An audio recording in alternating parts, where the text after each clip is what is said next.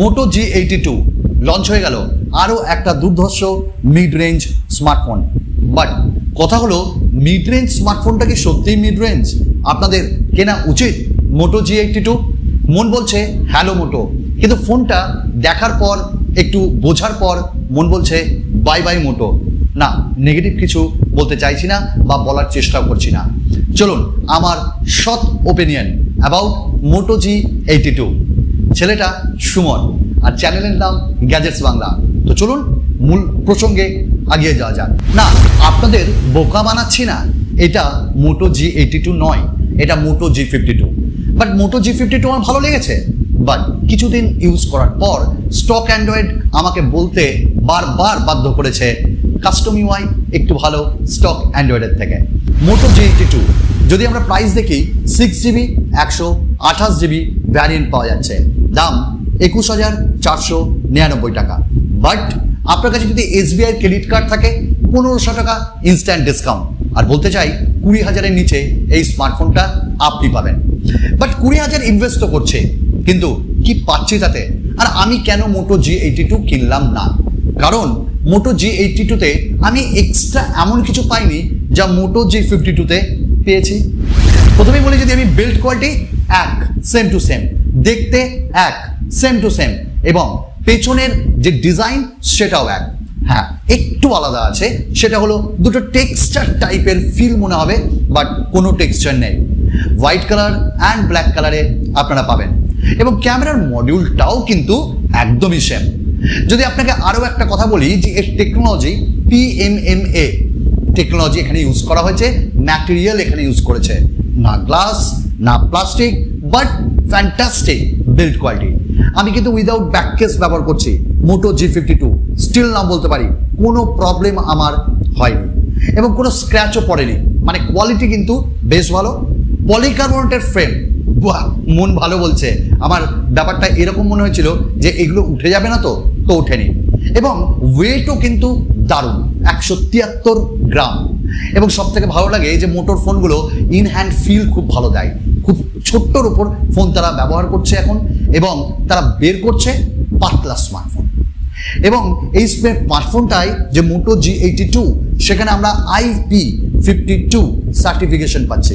মানে হালকা ফুলকা জলের ছিটে ফোটায়, ধুলোবালিতে তেমন কিছু হবে না। তো বিল্ড কোয়ালিটি আমার ভালো লেগেছে। অবভিয়াসলি ডুয়াল স্পিকার দিয়েছে এবারও মোটো, এবং সেখানে ডলবি সারাউন্ড সাউন্ড আমরা পেয়েছি, and 3.5mm Jack. Wow! But 3.5mm Jack সম্পর্কে একটা কথা বলবো, যে আমি মোটো G52 ইউজ করতে গিয়ে দেখেছি অন্যান্য স্মার্টফোনের থেকে এর সাউন্ড কোয়ালিটি একটু কম, দেবে আসে। I don't know what's about Moto G82। Well, আপনারা যদি কেউ কিনে থাকেন অবশ্যই আমাকে বলবেন। আর সাউন্ড কোয়ালিটি যদি বলি, ওপর আর নিচে অসাম। হ্যাঁ, বেসটা একটু কম, সেটা আমার G52-তেও। ট্রেবলটা একটু বেশি, বাট কোয়ালিটি অসাধারণ, ফাটবে না। অ্যান্ড দেন দ্য ডিসপ্লে, এইখানটাই মোটো দিন দিন নিজেকে আরও এগিয়ে নিয়ে যাচ্ছে। কারণ আমরা মোটো G52-র মতন মোটো G82-তেও পাচ্ছি 6.6 ইঞ্চেসের একটা POLED display. That means plastic, অর্থাৎ গ্লাস যেটা অ্যামোলেড সেটা একটু মোটা হয়, প্লাস্টিক একটু পাতলা, যার জন্য খুব পাতলা এটা হয়। এবং একই সাথে এখানে আমরা এবারও বেজেলস বেশ কম পাচ্ছি। বাট দুঃখ লাগে এক জায়গায়, HDR10-এর কোনো সাপোর্ট নেই। এটা 20,000 টাকার ফোন আমি কিনবো, যেখানে HDR10 পাবো না, এটা একটা খারাপ ব্যাপার। যেমন মোটো G52-তে পাইনি, বাট ওর দাম তো অনেকটাই কম। এবং এখানে আমরা 120 হার্টসের রিফ্রেশ রেট পাচ্ছি কম্পেয়ার টু মোটো G52, যেটা 90 হার্টস। এবং স্ক্রলিং ফলিং দুর্ধর্ষ, কারণ আমিও এই স্মার্টফোনটা ব্যবহার করেছি, কোনো ডে টু ডে ইউসেজে অসুবিধা নেই। এবং এই স্মার্টফোনটির আরেকটা জিনিস ভালো, যেখানে আমরা যে কালার বিট সেটা 10 কালার বিট পাচ্ছি।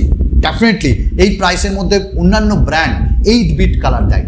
তাহলে 8 বিট ডিসপ্লে আর 10 বিট ডিসপ্লে ডিফারেন্স কোথায়?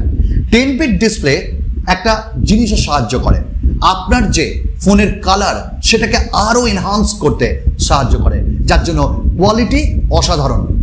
যখনই আপনি ভিডিও দেখেন বা কোনো ওটিটি প্ল্যাটফর্মে ভিডিও দেখছেন, মুভিজ দেখছেন, কন্টেন্ট দেখছেন, সুপার লাগে।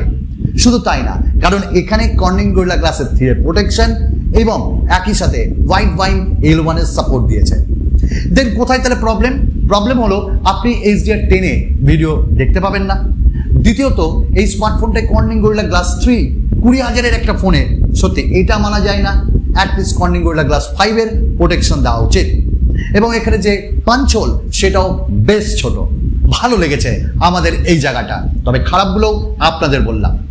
লেটস গো অ্যাবাউট এর কানেক্টিভিটি। এটি একটি 5G স্মার্টফোন, দ্যাটস ওয়াই এখানে 13টা 5G ব্যান্ড সাপোর্ট করছে। বাট তার সাথে সাথে স্মার্টফোনটিতে আমরা NFC পাচ্ছি। এই প্রাইসে অনেক স্মার্টফোন ব্র্যান্ড আমাদের যেটা প্রোভাইড করে না।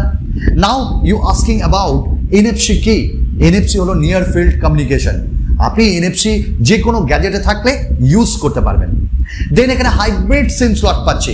দেন আপনাকে একটা সিমের কি বলবো স্যাক্রিফাইস করতে হবে। এবং এই স্মার্টফোনটাতে আমরা 4G প্লাস ক্যারিয়ার এগ্রিগেশনও পেয়েছি। তো Moto G52তেও নেটওয়ার্ক তেমন অসুবিধা হয়নি। হ্যাঁ, কখনো স্পিড আমরা কম পেয়েছি। আপনারা বলবেন Moto G82তেও কি সেম জিনিস? এবং যখন ভিডিও কোয়ালিটি মানে আমি বলছি ভিডিও কলিং আপনি পাবেন, তো এটাও ব্যাপার খুব সুন্দর।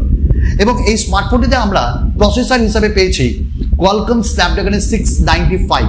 এটা কিন্তু গেমিং চিপসেট নয়, তবে আপনি লং টাইম ইউসেজ করতে পারবেন এই প্রসেসরের মাধ্যমে। এবং এটি একটি 6nm টেকনোলজির প্রসেসর।